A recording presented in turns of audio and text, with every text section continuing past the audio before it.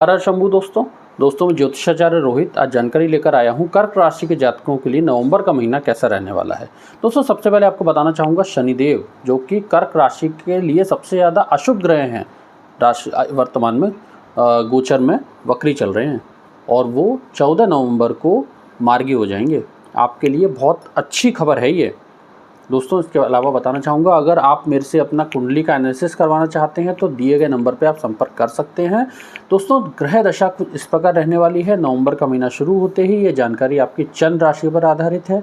अगर आपको अपनी चंद्र राशि का ज्ञान नहीं है तो इस कार्यक्रम को आप अपनी नाम राशि के आधार पर भी देख सकते हैं। दोस्तों सबसे पहले बताना चाहूँगा आपके जो लगन में विराजमान है वो मंगल देव विराजमान है। दोस्तों मंगल देव स्वास्थ्य के लिए आपके लिए बहुत ज़रूरी ग्रह हैं इस महीने।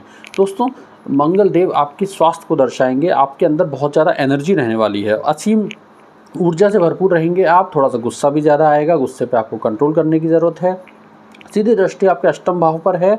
छोटी मोटी इतना ज़्यादा गुस्सा आ सकता है कि कभी सुसाइडल थॉट्स भी आ सकते हैं, तो आपको सावधान रहने की ज़रूरत है। अपने गुस्से पे थोड़ा सा काबू पाने की ज़रूरत है। वीडियो के अंत में मैं उपाय बताऊंगा, उन्हें करेंगे तो इन चीज़ों में कमी आएगी। दोस्तों इसके अलावा बात करूंगा आपके पढ़ाई लिखाई की। दोस्तों पढ़ाई लिखाई में नवंबर का महीना शुरू होते ही आपके शुक्र और बुध विराजमान हैं। दोस्तों शुक्र और बुध विराजमान होने की वजह से आपके पंचम भाव में लक्ष्मी नारायण योग बन रहा है। लक्ष्मी नारायण योग आप पढ़ा सकते हैं किसी को। अगर आप मतलब स्टूडेंट हैं और आप एक हायर स्टडी कर रहे हैं थोड़ा सा तो आप लोगों को पढ़ा सकते हैं, आपको उससे बहुत फ़ायदा होगा। सीधे सीधे गुरु की भी दृष्टि क्योंकि आपके पंचम भाव पे पड़ रही है, आप पढ़ा सकते हैं। बाकी अगर पढ़ाई लिखाई आपका कोई एग्ज़ाम है तो इस महीने आपका एग्ज़ाम बहुत अच्छा जाने वाला है, आप उसमें सफल निश्चित होंगे। इसके अलावा आपके लव रिलेशंस की बात कर लेते हैं। शुक्र लव रिलेशंस का कारक है और आपके पंचम भाव में विराजमान है, उच्च का है। दोस्तों मैं कहना चाहूँगा कि आपका लव रिलेशन अगर लंबे समय से बातचीत नहीं चल रही थी, कुछ समस्या आ रही थी, तो इस वक्त आपकी वो चीज़ सॉल्व होगी और सब कुछ पॉजिटिवली चलता रहेगा। आप कहीं दूर घूमने भी जा सकते हैं। इसके अलावा बताना चाहूँगा शनिदेव आपके जो कि आपकी शादी के घर के मालिक हैं, यानी कि सप्तम भाव के। दोस्तों शनिदेव आपके अष्टम भाव में चले गए हैं। अष्टम भाव में जाने की वजह से शनिदेव का नेचर क्या होता है, बहुत धीरे धीरे काम करना, धीरे धीरे होना, धीरे धीरे चीज़ें होंगी, लड़ाई भी होगी, झगड़ा भी होगा, क्योंकि अष्टम भाव में शुभ के नहीं होते हैं शनिदेव। और वैसे भी कर्क राशि वालों के लिए तो सर्वाधिक बुरे ग्रह जो हैं वो शनिदेव हैं वर्तमान वक्री। 14 तारीख से पहले तो बहुत सावधान रहने की ज़रूरत है, क्योंकि बहुत ज़्यादा लड़ाई झगड़े हो सकते हैं और चीज़ें बहुत ज़्यादा बिगड़ सकती हैं। इस तरह के योग हैं, तो इसलिए अगर आपका पहले से कुछ दिक्कतें चल रही हैं तो आप ज़्यादा सावधान रहिए, क्योंकि ज़्यादा अगर बात बिगड़ गई तो आपके कंट्रोल से भी बाहर हो सकती है। 14 तारीख के बाद धीरे धीरे चीज़ों में सुधार आएगा और सब चीज़ें पहले जैसी हो जाएंगी, नॉर्मल हो जाएंगी। अगर आप कोई बिज़नेस पार्टनरशिप करना चाहते हैं, कोई आप बिज़नेस मतलब डालना चाहते हैं, नया कोई अपना ब्रांड बनाना चाहते हैं, तो कुछ समय रुक जाइए, क्योंकि ये समय आपके लिए अच्छा नहीं है। दिसंबर के लगभग आप इस काम को ज़रूर करिएगा अभी, लेकिन कुछ समय के लिए रुक जाइए। इसके बाद बात करेंगे आपके भाग्य भाव की। दोस्तों भाग्य भाव में आपके राहु विराजमान हैं। दोस्तों राहु जहाँ भी बैठते हैं ना, थोड़ा सा ओवर थिंकिंग देते हैं। आप पूजा पाठ नहीं कर पाएंगे अच्छे से, आपके पूजा पाठ में विघ्न आएगा। अगर आप पूजा पाठ कर रहे हैं तो उसमें मतलब आप फील करेंगे कि कहीं ना कहीं कुछ ना कुछ रुकावट आ जाती है, कुछ ना कुछ दिक्कत आ जाती है, जिस वजह से आप अपनी पूजा पाठ को आपको छोड़ना पड़ जाता है।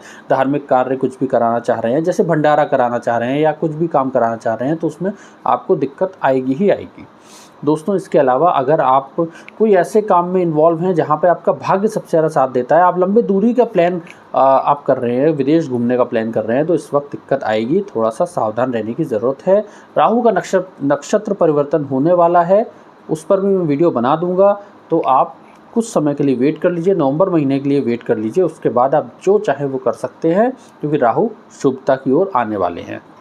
इसके अलावा आपके कामकाज की बात करेंगे। मंगल देव आपके दशम भाव के मालिक बनते हैं और आपके लगन में जाके विराजमान है। ओवरऑल कुंडली को आपके संभाल रहे हैं। इतना ज़्यादा एनर्जी रहेगी आपके काम में। आप अपने काम में मतलब अगर आपके पास 4 लड़के हैं और वो आज नहीं आए हैं, तो आप कहेंगे मैं अकेला सबको संभाल लूँगा, मैं अकेला सब काम कर लूँगा। इस तरह की एनर्जी आपके अंदर देखी जाएगी। थोड़ा गुस्सा भी देखा जाएगा, उसको कंट्रोल करने की ज़रूरत है, एनर्जी को सही से यूटिलाइज़ करने की ज़रूरत है। अगर आप विवाह की प्लानिंग कर रहे हैं तो मैं कहना चाहूँगा शुक्र की स्थिति और गुरु की स्थिति देख के कि ये समय उत्तम है। इस समय आप अपने स्पाउस को देख सकते हैं, आप देखने जा सकते हैं। आप गोद भराई टाइप का कुछ करना चाहते हैं तो वो भी कर सकते हैं, क्योंकि ये टाइम बहुत शुभ है आपके लिए। आपकी कुंडली के हिसाब से ये बहुत पॉजिटिव टाइम है। दोस्तों इसके अलावा उपाय के तौर पे बताना चाहूँगा कि हनुमान चालीसा का जप बहुत ज़रूरी है। सूर्य देव आपके चतुर्थ भाव के मालिक हैं, घर परिवार के मालिक हैं, तो घर परिवार में ज़्यादा गुस्सा गुस्सी ना हो, थोड़ा सा शांत रहे माहौल, इसलिए आप सूर्य देव को जल दीजिए। कॉपर के लोटे में थोड़े से चावल, थोड़ी सी रोली डाल के आप डेली सुबह सूर्य देव को जल दीजिए दोस्तों। इसके अलावा आप थोड़ा सा गुड़ गाय को खिला सकते हैं, ये बहुत ही अच्छा रहेगा आपके लिए, जिससे आपका गुस्सा बहुत ज़्यादा कंट्रोल होगा। दोस्तों ऐसी जानकारियों के लिए हमें फॉलो करें और सब्सक्राइब करें। हर हर शंभू।